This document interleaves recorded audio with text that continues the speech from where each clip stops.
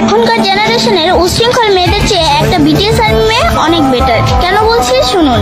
একটা আর্মি মেয়ে 5-7টা just friend রাখে না। এরা অপ্রয়োজনে বাহিরে ঘোরাফেরা করে না, অশ্লীল পোশাক পরে টিকটক করে বেড়ায় না, এরা প্রেম করে প্রেমিকের হাত ধরে পালায় না, কিংবা চিপাই চাপায় রাস্তাঘাটে প্রেমিকের সাথে টাইম পাস করে না। এদের এত সময় নেই, এদের লাইফ জুড়েই বিটিএস। এরা ফ্রি সময়টুকু বিটিএস নিয়ে কাটায়, বিটিএস এর গান স্ট্রিমিং করে কাটায়। তাদের ইমাজিনেশন বিটিএস কে নিয়ে।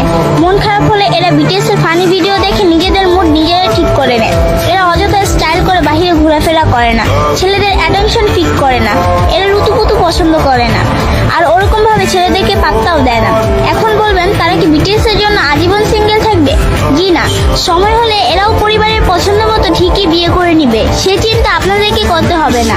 আর বিয়ের পর ঠিকঠাক ভাবে সংসারও গুছিয়ে করতে পারবে। আবার যার যার ক্যারিয়ার নিয়ে স্বপ্ন আছে তারা সেটাও পূরণ করতে পারবে। আরেকটা গুরুত্বপূর্ণ কথা, কোনো আর্মি কিন্তু বাস্তবিকভাবে ওদের বিয়ে করার স্বপ্ন দেখে না। তারা বাস্তবতা জানে এবং তা মেনে নিয়েছে। জামাই জামাই বলে এগুলো ফান করে কিংবা অযথা বলে, কিন্তু এরা যথেষ্ট রেসপেক্ট করে তাদের আইডলদের।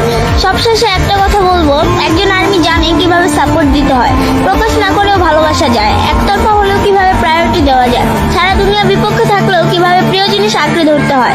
আপনি একজন আর্মিকে হেট করতে পারেন, কিন্তু তার পার্সোনালিটিকে আপনার অপছন্দ হবে না। ইদানিং কিছু ফ্যানদের সাথে আপনারা আর্মিদেরকে কম্পেয়ার করেন, ওটা করবেন না। ওদেরকে মূলত আর্মি হিসেবে ধরা হয় না। আই হোপ বুঝতে পারছেন। ধন্যবাদ।